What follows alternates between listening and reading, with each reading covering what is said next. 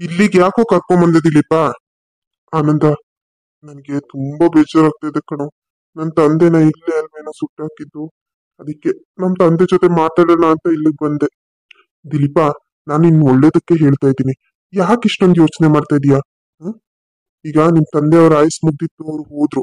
ಈಗ ನೀನ್ ಅವ್ರ ಬಗ್ಗೆನೇ ಯೋಚನೆ ಮಾಡ್ಕೊಂಡು ಇರೋ ಜೀವನನ ಯಾಕೋ ಹಾಳು ಮಾಡ್ಕೊಂತಿದ್ಯಾ? ಹಾಗಂದ್ರೆ ಅಪ್ಪನ ಜೀವಕ್ ಬೆಲೆ ಇಲ್ವೇನೋ? ಅವ್ರು ನನ್ನ ಚಿಕ್ಕದ್ರಿಂದ ನನ್ ತಾಯಿ ಇಲ್ಲ ಅಂತ ಅಂದ್ರು ಅವ್ರು ಎಷ್ಟು ಕಷ್ಟಪಟ್ಟು ಸಾಕಿದ್ರು ಗೊತ್ತಾ? ನನ್ ಚಿಕ್ಕಮ್ಮ ಬಂದ್ರು ಇವ್ರು ಒಂದೇ ಕಂಡೀಷನ್ ಹೇಳಿದ್ದು ನನ್ ತಂದೆ. ನೋಡು, ನಿನಗೆ ಮಕ್ಳಾದ್ರೆ ನೀನ್ ನನ್ ಮಗನ್ನ ನೆಗ್ಲೆಕ್ಟ್ ಮಾಡ್ಬಿಡ್ತೀಯ. ನೀನ್ ನನ್ ಮಗನ್ ನೋಡ್ಕೋಬೇಕು ಅಂತಂದ್ರೆ ನಮ್ಮಿಬ್ರಿಗೂ ಮಕ್ಳು ಆಗೋದೇ ಬೇಡ ಅಂತ ಹೇಳಿ ನನ್ ನಿಜ ನಿನ್ಗೆ ಹೇಳೋದು ನೀನ್ ನಂಬ್ತೀಯೋ ಬಿಡ್ತೀಯೋ ನನ್ಗಂತೂ ಗೊತ್ತಿಲ್ಲ. ನನ್ ತಂದೆ ನನಗೋಸ್ಕರನೇನೆ ಅವ್ರಿಗೆ ಎರಡನೇ ಮದುವೆ ಮಾಡ್ಕೊಂಡಿದ್ದು. ಅಂತದ್ರಲ್ಲಿ ಅವ್ರು ನನ್ಗೋಸ್ಕರ ಇಷ್ಟೆಲ್ಲ ಮಾಡಿದ್ರು. ನಾನು ಅವ್ರಿಗೋಸ್ಕರ ಏನೋ ಮಾಡ್ದೆ. ನಾನ್ ಚೆನ್ನಾಗಿ ದುಡ್ದು ಅವ್ರನ್ನ ಸಾಕುವಂತ ಕಾಲದಲ್ಲಿ ಆ ದೇವ್ರು ನನ್ನಿಂದ ಅವ್ರನ್ನ ಕರ್ಕೊಂಡ್ಬಿಟ್ಟ. ಅದೇ ಬೇಜಾರು ಕಣೋ ನನ್ಗೆ. ನೀನ್ ಈ ತರ ಎಲ್ಲ ಯೋಚನೆ ಮಾಡಿದ್ರೆ ಆಗಲ್ಲ ಕಣೋ.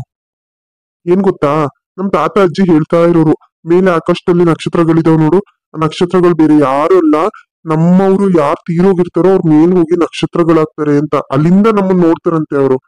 ಹಂಗೆ ಯಾಕೆ ನಿಮ್ ತಂದೆನೂ ಒಂದ್ ನಕ್ಷತ್ರ ಆಗಿತ್ಕೊಂಡು ನೀನು ನೋಡ್ತಾ ಇರ್ಬಾರ್ದು?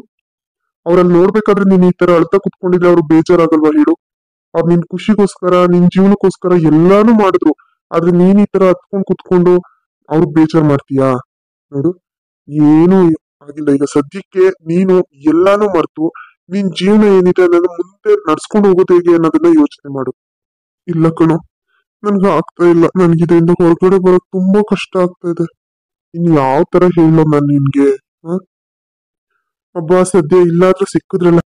ಅಪ್ಪರೇ, ಅಲ್ಲ ನೀವ್ ಏನಕ್ಕೆ ಇಲ್ಲಿ ಬಂದು ಕುತ್ಕೊಂಡಿದ್ದೀರಾ? ನೋಡಿ ಕೆಂಚಣ್ಣ, ನಾನು ಎಷ್ಟ್ ಹೇಳಿದ್ರು ಕೇಳ್ದೆ ಇಲ್ಲಿ ಕರ್ಕೊಂಬಂದ್ಬಿಟ್ಟು ಇಲ್ಲಿ ಅಳ್ತಾ ಕೂತಿದ್ದಾನೆ. ಅಪ್ಪವ್ರೆ, ನಿಮ್ನ ಗುರುಗಳು ಕರೀತಾ ಇದ್ದಾರೆ. ಏನು ಗುರುಗಳ? ಯಾವ ಗುರುಗಳು? ಅದೇ ಆಂಜನೇಯ ಸ್ವಾಮಿ ದೇವಸ್ಥಾನದಲ್ಲಿ ಪೂಜೆ ಮಾಡ್ತಾರಲ್ಲ, ಆ ಗುರುಗಳು ಕರೀತಾ ಇದಾರೆ. ನೀವ್ ಈಗ್ಲೇ ಬರ್ಬೇಕಂತೆ. ಆಮೇಲೆ ಬರ್ತೀನಿ, ಹೋಗು. ಆಮೇಲೆ ಅಂತಂದ್ರೆ ತುಂಬಾ ಲೇಟ್ ಆಗ್ಬಿಡುತ್ತೆ. ನೀವ್ ಈಗ್ಲೇ ಬನ್ನಿ, ನಿಮ್ಗೊಂದ್ ವಿಷಯ ಹೇಳ್ಬೇಕು, ಬನ್ನಿ. ಏನಾಯ್ತು ಕೆಂಚಣ್ಣ? ಯಾಕೆ ಗುರುಗಳು ನಮ್ಮ ದಿಲೀಪನ್ ಬರಕ್ ಹೇಳ್ತಿದ್ದಾರೆ? ಅದನ್ನ ನಿಮ್ಗೆ ಹೇಳಿದ್ರೆ ನೀವ್ ನಂಬಲ್ಲ. ಅದಕ್ಕೆ ಗುರುಗಳೇ ಹೇಳ್ತಾರೆ, ನೀವ್ ಅಲ್ಲಿಗೆ ಬನ್ನಿ, ಎಲ್ಲ ಗೊತ್ತಾಗುತ್ತೆ ನಿಮ್ಗೂನು. ಅದೇನ್ ಕೆಂಚಣ್ಣ, ಇಲ್ಲೇ ಹೇಳಿ, ನನಗೆ ಈಗ ಎಲ್ಲೂ ಬರಕ್ ಮನ್ಸಿಲ್ಲ. ಅದ ಹಂಗಲ್ಲ ಅಪ್ಪವ್ರೆ, ನಾನ್ ನಿಮ್ಗೆ ಹೇಳೋದು ಯಾಕೆ ಅರ್ಥ ಆಗ್ತಾ ಇಲ್ಲ? ಅಲ್ಲಿ ಯಜಮಾನ್ರು ನಿಮ್ ಜೊತೆನಲ್ಲಿ ಮಾತಾಡ್ಬೇಕಂತೆ. ಅದಕ್ಕೆ ಗುರುಗಳು ಎಲ್ಲ ವ್ಯವಸ್ಥೆ ಮಾಡಿ ಕಾಯ್ತಿದ್ದಾರೆ. ಏನ್ ಹೇಳ್ತಿದ್ದೀರಾ ಕೆಂಚಣ್ಣ ನೀವು? ನನ್ನ ಹತ್ರ ತಮಾಷೆ ಮಾಡ್ತಾ ಇದ್ದೀರಾ? ನೋಡಿ, ನನಗ್ ನಿಮ್ ಜೊತೆ ತಮಾಷೆ ಮಾಡ್ಕೊಂಡಿರೋಷ್ಟು ಟೈಮ್ ಇಲ್ಲ. ನನಗೆ ನಂದೇ ಆದಂತ ಯೋಚನೆಗಳಿದಾವೆ. ನೋಡಿ, ದಯವಿಟ್ಟು ನನಗ್ ಡಿಸ್ಟರ್ಬ್ ಮಾಡ್ಬೇಡಿ. ನಾನು ಸ್ವಲ್ಪ ಹೊತ್ತಿಲ್ಲಿ ಆರಾಮಾಗಿ ಕೂತಿದ್ದು ಎದ್ದು ಬರ್ತೀನಿ.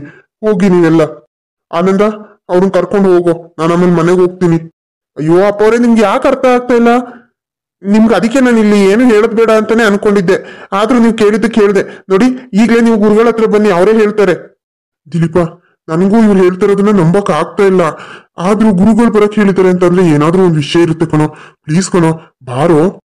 ಆನಂದ, ನಿನ್ಗೆ ಗೊತ್ತು ನಾನು ಎಷ್ಟು ಡಿಸ್ಟರ್ಬ್ ಆಗಿದ್ದೀನಿ ಅಂತ. ನೀನು ಇದೇ ತರ ಮಾತಾಡ್ತೀಯಲ್ಲೋ? ನಿಂಗೆ ಅರ್ಥ ಆಗ್ತಿಲ್ವಾ ನನ್ ಪರಿಸ್ಥಿತಿ? ನನ್ಗೆ ಅರ್ಥ ಆಗ್ತಿದೆ ದಿಲೀಪ. ಆದ್ರೂ ಗುರುಗಳು ಏನಕ್ಕೂ ಬರಕ್ ಹೇಳ್ತಿದ್ದಾರೆ ತಾನೆ. ನೋಡು, ದೊಡ್ಡವ್ರಿಗೆ ಬೆಲೆ ಗೌರವ ಕೊಡ್ಬೇಕಾಗಿರೋದು ನಮ್ ಕರ್ತವ್ಯ. ನೋಡು, ಅವ್ರು ಸುಮ್ನೆ ಯಾರನ್ನು ಬರಕ್ ಹೇಳಲ್ಲ. ನಿನ್ ಗೊತ್ತಾ ಅವ್ರು ಎಷ್ಟು ಒಳ್ಳೆ ವ್ಯಕ್ತಿ ಅಂತ?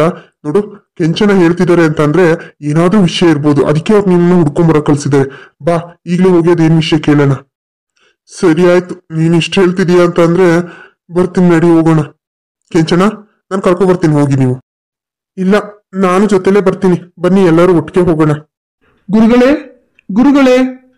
ಕೆಂಚನ, ಏನಣ್ಣ ಇದೆಲ್ಲ? ಇಲ್ಲಿ ಏನೇನೋ ಪೂಜೆಯನ್ನ ಮಾಡ್ತಿದಾರಣ್ಣ. ಹೌದು ಕಣಪ್ಪ ಅನಂತ. ಇದು ಯಜಮಾನ್ರಿದ್ರಲ್ಲ, ಅವ್ರ ಆತ್ಮಕ್ಕೆ ಮುಕ್ತಿ ಕೊಡ್ಸಕ್ಕೆ ಅಂತ ಪೂಜೆ ಮಾಡ್ತಾ ಇರೋದು. ಏನ್ ಕೆಂಚಣ್ಣ ಹೇಳ್ತಾ ಇದ್ದೀರಾ ನೀವು? ಸುಮ್ನೆ ಬಾಯಿಗೆ ಬಂದಂಗೆಲ್ಲ ಮಾತಾಡಕ್ ಹೋಗ್ಬೇಡಿ. ನಮ್ ತಂದೆ ಆತ್ಮಕ್ಕೆ ಶಾಂತಿ ಸಿಕ್ಕಿಲ್ಲ ಅಂತ ನಿಮ್ಗೆ ಯಾರು ಹೇಳಿದ್ದು? ಯಾಕೆ ಹೇಳ್ಬೇಕಪ್ಪ ಅವ್ರೆ? ನಿಮ್ ತಂದೆಯವರೇ ಬಂದು ನನ್ ಜೊತೆ ಮಾತಾಡಿದ್ರು. ನೋಡ್ ಕೆಂಚಣ್ಣ, ನೀನ್ ನಮ್ಮನೆಯಲ್ಲಿ ಕೆಲಸ ಮಾಡ್ತೀಯ ಅನ್ನೋ ಕಾರಣಕ್ಕೋಸ್ಕರ ನಾನ್ ನಿನ್ಗೆ ಏನು ಅಂತ ಇಲ್ಲ. ಇದೇ ತರ ಯಾರು ಬೇರೆ ಮಾತಾಡಿದಿದ್ರೆ ಅವ್ರ ಕಥೆನೆ ಬೇರೆ ಮಾಡ್ತಿದ್ದೆ. ಅಲ್ಲ, ಈ ತರ ಸುದ್ದಿ ಎಲ್ಲ ಊರೆಲ್ಲ ಹೇಳ್ಕೊಂಡ್ ಬರ್ತಾ ಇದೆಯಲ್ಲ, ನಮ್ ಮನೆ ಮಾನ ಮರ್ಯಾದೆ ಎಲ್ಲ ಹರಾಜಾಗಲ್ವೇನೋ? ಯಾಕೋ ಈ ತರ ಮಾಡ್ತಾ ಇದೀಯಾ? ಅಪ್ಪವ್ರೆ, ನಾನ್ ನಿಜವಾಗ್ಲೂ ಹೇಳ್ತಾ ಇದ್ದೀನಿ, ನಾನ್ ಸುಳ್ಳು ಹೇಳ್ತಾ ಇಲ್ಲ. ಯಜಮಾನ್ರು ಆತ್ಮ ನನ್ ಕಣ್ಣು ಕಾಣಿಸ್ತು, ಗುರುಗಳು ನೋಡಿದ್ದಾರೆ. ಬೇಕಿದ್ರೆ ನಾನ್ ಸುಳ್ಳು ಹೇಳ್ತಾ ಇದ್ದೀನಿ ಅನ್ನೋದಾದ್ರೆ ಗುರುಗಳನ್ನ ಕರಿತೀನಿ, ಅವ್ರ ಹತ್ರನೇ ಮಾತಾಡಿ, ಅವಾಗಾದ್ರೂ ನಿಮ್ಗೆ ನಂಬಿಕೆ ಬರುತ್ತೆ ತಾನೇ. ನಮಃ ಶಿವಾಯ. ಓಂ ನಮಃ ಶಿವಾಯ. ನಮಸ್ಕಾರ ಗುರುಗಳೇ. ನಮಸ್ಕಾರ ಗುರುಗಳೇ. ನಮಸ್ಕಾರ ನಮಸ್ಕಾರ. ಏನಪ್ಪಾ ದಿಲೀಪ, ಚೆನ್ನಾಗಿದೀಯಾ? ನಮಸ್ಕಾರ ಗುರುಗಳೇ, ನಾನ್ ಚೆನ್ನಾಗಿದ್ದೀನಿ. ದಿಲೀಪ, ನಾನ್ ನಿನ್ನ ಇಲ್ಲಿ ಕರ್ಸಿರೋ ಉದ್ದೇಶ ಏನು ಅಂತ ಕೆಂಚಣ್ಣ ಆಲ್ರೆಡಿ ನಿಮ್ಗೆ ಹೇಳಿರ್ಬೇಕು ಅಂತ ಅನ್ಕೊಂತೀನಿ. ಅವನು ಏನಾದ್ರೂ ಹೇಳಿದಾನ ನಿಮ್ಗೆ? ಹಾ ಗುರುಗಳೇ, ಏನೇನೋ ಬಾಯಿಗೆ ಬಂದಂಗೆಲ್ಲ ಮಾತಾಡ್ತಿದ್ದಾರೆ. ನಮ್ ತಂದೆ ಆತ್ಮ ಬಂದಿತ್ತು, ನಾನ್ ಮಾತಾಡ್ದೆ ಹಂಗೆ ಹಿಂಗೆ ಅಂತ ಏನೇನೋ ಹೇಳ್ತಿದ್ದಾನೆ. ಇಲ್ಲಪ್ಪ, ಅವನ್ ಹೇಳಿದ್ದು ಸತ್ಯನೇನೆ. ನಿಮ್ ತಂದೆ ಆತ್ಮ ಇನ್ನೂ ಇಲ್ಲೇ ಸುತ್ತಾಡ್ತಾ ಇದೆ, ನಮ್ ಸುತ್ತಮುತ್ತನೇ ಇದೆ.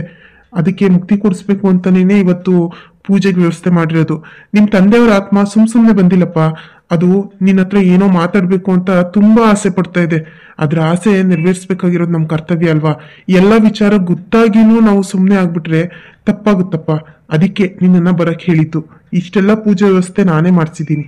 ಅಲ್ಲ ಗುರುಗಳೇ, ಈಗಿನ ಕಾಲದಲ್ಲೂ ಇಂಥ ಸೈಂಟಿಫಿಕ್ ಯುಗದಲ್ಲೂ ಈ ತರ ಎಲ್ಲ ಮೂಢನಂಬಿಕೆ ಎಲ್ಲ ನಂಬಕ್ಕೆ ನನ್ನೇನ್ ದಡ್ಡ ಅಂತ ಅನ್ಕೊಂಡಿದೀರಾ?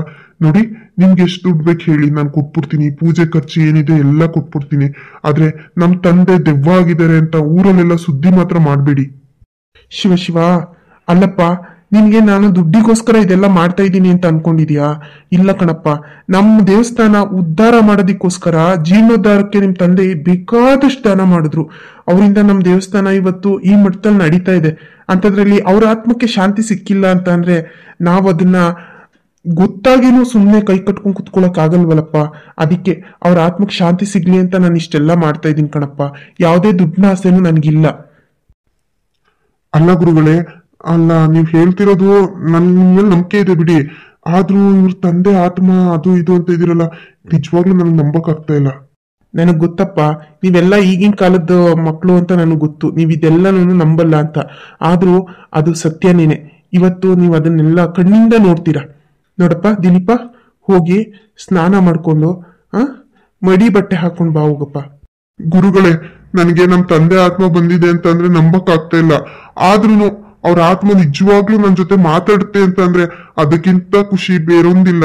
ನನ್ನ ತಂದೆ ಜೊತೆ ಕೊನೆಗಾಲದಲ್ಲಿ 4 ಮಾತಾಡಕ್ಕಾಗ್ಲಿಲ್ಲ ಅಂತ ಎಷ್ಟು ಕೊರಗಿದ್ದೀನಿ. ಇವತ್ತು ಕೂಡ ನಾನು ಅದಕ್ಕೋಸ್ಕರನೇ ಕೊರಗ್ತಾ ಇದ್ದೀನಿ, ಯೋಚನೆ ಮಾಡ್ತಾ ಇದ್ದೀನಿ. ಆದ್ರೆ ಅಂತ ಒಂದು ಅವಕಾಶ ನನ್ಗೆ ಇವತ್ತು ಸಿಗುತ್ತೆ ಅಂತಂದ್ರೆ ನಾನೇ ಪುಣ್ಯವಂತ. ಹೌದಪ್ಪ, ನಿಮ್ ತಂದೆ ಆಸೆನೂ ಅದೇ ಆಗಿತ್ತು, ನಿನ್ ಜೊತೆ ಮಾತಾಡ್ಬೇಕು ಅಂತ. ನೋಡು, ಈಗ ನೀನೇ ಎಲ್ಲ ಪೂಜೆ ಕಾರ್ಯ ಮುಗಿಸ್ಕೊಡ್ಬೇಕು. ಹಾಗಾಗಿ ಆನಂದ ಅಲ್ಲೇ ಕೊಳದಲ್ಲಿ ಕರ್ಕೊಂಡೋಗ್ಬಿಟ್ಟು ಸ್ನಾನ ಮಾಡಿಸಿ ಮಡಿ ಬಟ್ಟೆ ಹಾಕಿಸ್ಕೊಂಡ್ ಕರ್ಕೊಂಬರಪ್ಪ. ಸರಿ ಗುರುಗಳೇ, ಆಯ್ತು. ದಿಲೀಪ ಬಾರು. ಗುರುಗಳೇ, ನಿಜವಾಗ್ಲೂ ಇದೆಲ್ಲ ಸರಿ ಹೋಗುತ್ತಾ? ಇದೆಲ್ಲ ಇವತ್ತಿಗೆ ಎಲ್ಲ ಪರಿಹಾರ ಆಗುತ್ತೆ. ನೋಡು, ನೀನು ಯಾವುದೇ ತರ ಯೋಚನೆನೂ ಮಾಡಕ್ ಹೋಗ್ಬೇಡ. ನೀನು ಆರಾಮಾಗಿರು. ಗುರುಗಳೇ, ನೀವು ಈ ಪೂಜೆ ಎಲ್ಲಾನು ದೇವಸ್ಥಾನದಲ್ಲೇ ಇಟ್ಕೋಬೋದಾಗಿತ್ತಲ್ಲ, ಇಲ್ಲಿ ಯಾಕೆ ಮಾಡ್ತಾ ಇದ್ದೀರಾ? ನೋಡಪ್ಪ, ಈಗ ಆತ್ಮಗಳು ಅಂತ ಅಂದಮೇಲೆ ಅದು ನೆಗೆಟಿವ್ ಎನರ್ಜಿ ಅಂತಾನೆ ನಾವು ಕನ್ಸಿಡರ್ ಮಾಡ್ತೀವಿ. ಹಾಗಾಗಿ ದೇವಸ್ಥಾನದ ಆವರಣದಲ್ಲಿ ಇದೆಲ್ಲ ಮಾಡೋಕ್ಕಾಗಲ್ಲ. ಅದಕ್ಕೆ ಹೊರಗಡೆ ವ್ಯವಸ್ಥೆ ಮಾಡಿರೋದು. ನೋಡು, ನೀನು ಅದ್ರ ಬಗ್ಗೆ ಎಲ್ಲ ಯೋಚನೆ ಮಾಡಬೇಡ. ಈಗ ಏನೇ ಇದ್ರೂ ಪೂಜೆ ಕಾರ್ಯ ಮುಂದುವರ್ಸೋದ್ರ ಬಗ್ಗೆ ಯೋಚನೆ ಮಾಡು. ಸರಿ ಗುರುಗಳೇ, ಆಯ್ತು. ನಾನು ಹೊರಗಡೆ ಹೋಗ್ಬಿಟ್ಟು ಬರ್ತೀನಿ. ನೋಡ್ಕೆಂಚನ, ಇಲ್ಲಿ ನಡೀತಿರೋ ವಿಚಾರನ ಹೊರಗಡೆ ಯಾರ ಹತ್ರನೂ ಹೇಳ್ಬೇಡ. ಇದು ಗುಟ್ಟಾಗೇ ಇರಬೇಕು. ಸರಿ ಗುರುಗಳೇ, ಆಯ್ತು. ನಾನು ಯಾರ ಹತ್ರನೂ ಹೇಳಲ್ಲ. ಅಪ್ಪ ಬಜರಂಗಿ, ನಿಮ್ಮನ್ನೇ ನಂಬಿ ಈ ಕೆಲ್ಸಕ್ಕೆ ಕೈ ಹಾಕಿದ್ದೀನಿ ಕಣಪ್ಪ. ಈ ಕಾರ್ಯ ಯಶಸ್ವಿಯಾಗಿ ನಡೆದ್ರೆ ಅಷ್ಟೇ ಸಾಕು.